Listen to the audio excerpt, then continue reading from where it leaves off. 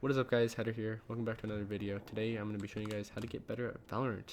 I kind of want to make this video quick, but I know it's probably going to end up pretty long and pretty boring since there's not going to be a lot of content in this video, except for me just running around in the range.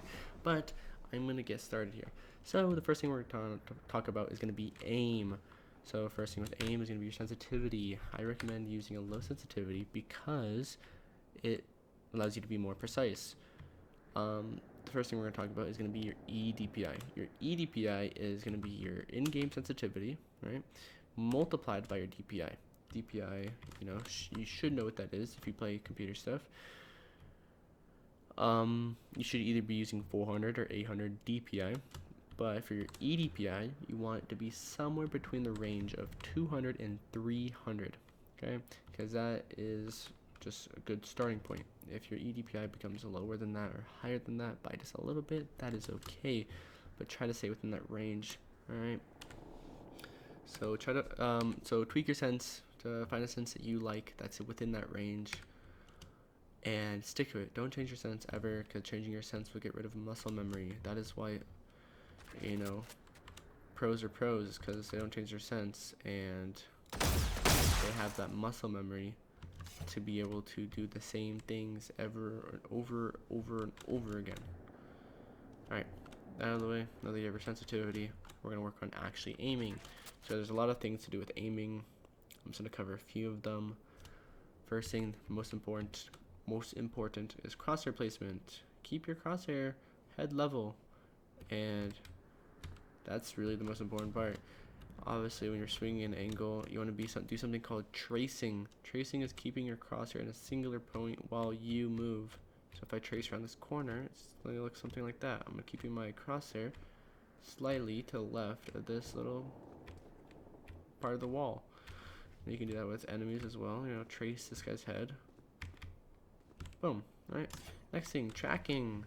Tracking is moving your crosshair on a moving object. Okay, this is a pretty slow example, but it's still an example nonetheless.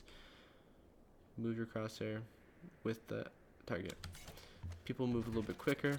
Try to understand how fast people move so that you can track at the exact same pace.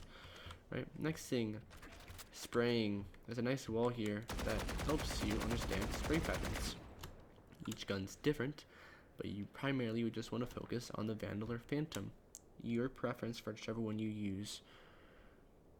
I personally like to use the Vandal, but you want to be able to spray. So, way to teach yourself how to spray is just spray the wall, right? For 25 bullets, 30 bullets, whatever. And then you just kind of want to do the opposite of what it does. So if it goes up to the right, you want to go down to the left, and then to the right, and then to the left. It's essentially just an upside down 7 that just goes back to the like that. Yeah, so, and then the last thing is flicking, and that is just moving our crosshair really quick onto a target's head, right? Something that everyone has probably heard of, maybe not everyone can do.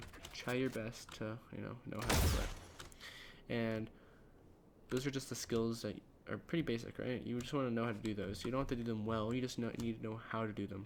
Over time, you're going to learn how to be better at it, right? Next thing, game sense. Similar with aim, game sense will just come with time.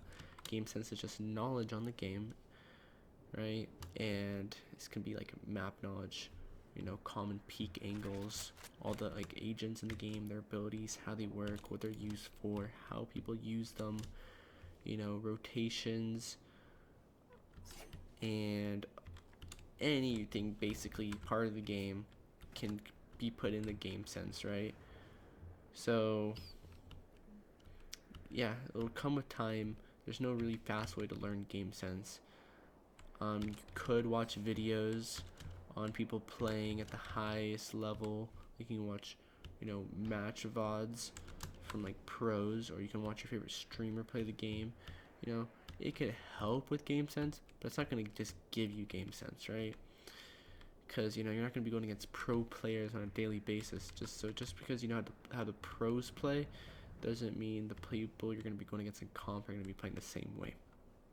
Okay, the next thing is going to be learning how to fill.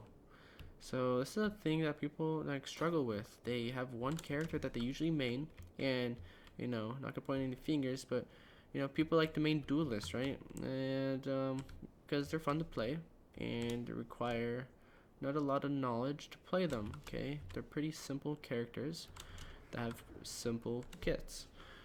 However, you should try to learn how to play one character from each category. So obviously most people know how to play duelists, and the characters that don't get picked the most are smokers, initializers, sentinels, right? You're gonna get auto lock duelists. It's gonna happen.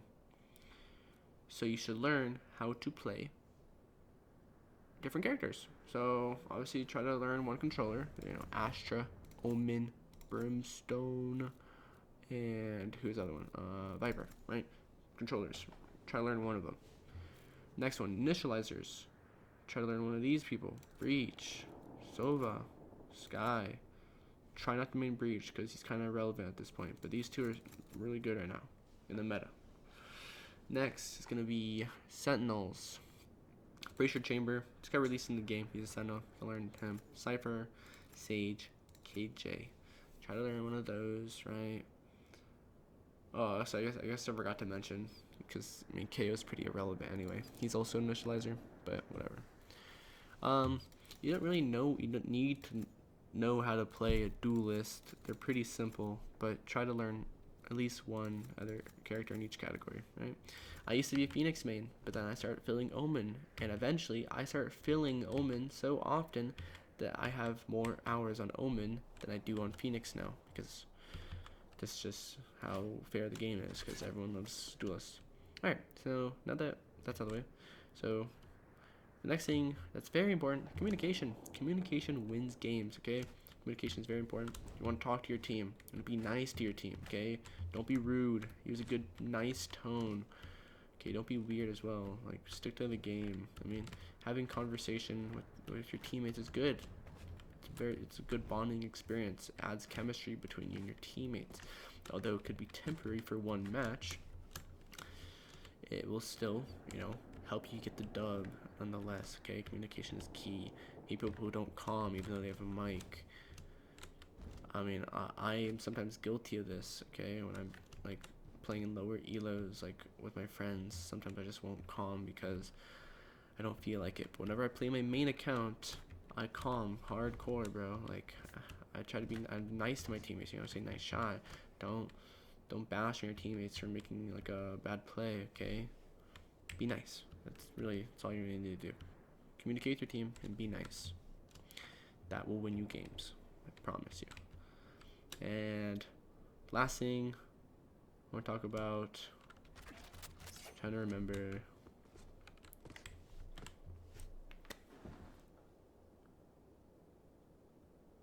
Yeah, don't care, okay?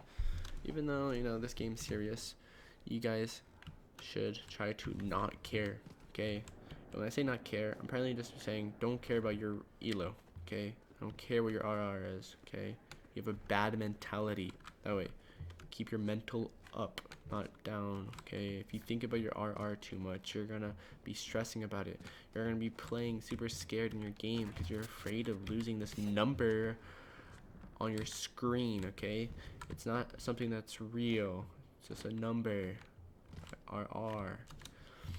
And as an Immortal 3 player, I'm gonna tell you right now, rank doesn't matter, okay? I've smurfed in gold and got my butt handed to me by a bunch of gold players.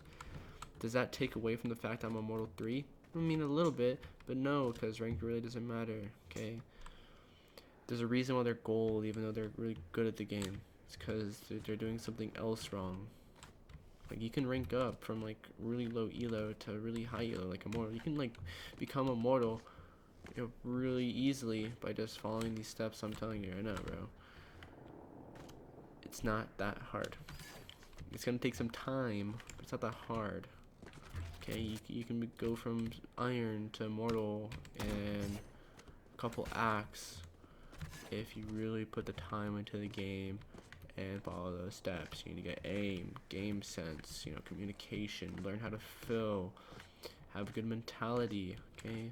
That's all you really need. I hate people who, oh, I literally queue up for a game, and I hear someone on the mic say, oh my god, I'm in loser's queue. I've been on like a 7-loss streak, and I already know I'm gonna lose this game. Okay, dude, that's just a bad mentality.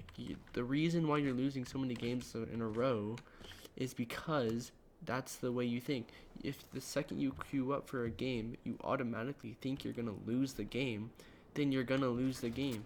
But if you go into the game thinking that you could win, then you have a chance of winning. Wow, what a surprise. But yeah, that's about it for this video. If you find it very helpful, subscribe, like, comment something cool, okay, like your mom or something pretty funny. Yeah, okay. I'm Immortal 3. It's my credentials, okay. I know what I'm talking about, but hours into this game, okay. And if you think none of these things will help you, then you have a bad mentality, okay? Like, shut up, noob. I don't care that you're in loser's queue. Just get better at the game. Jeez.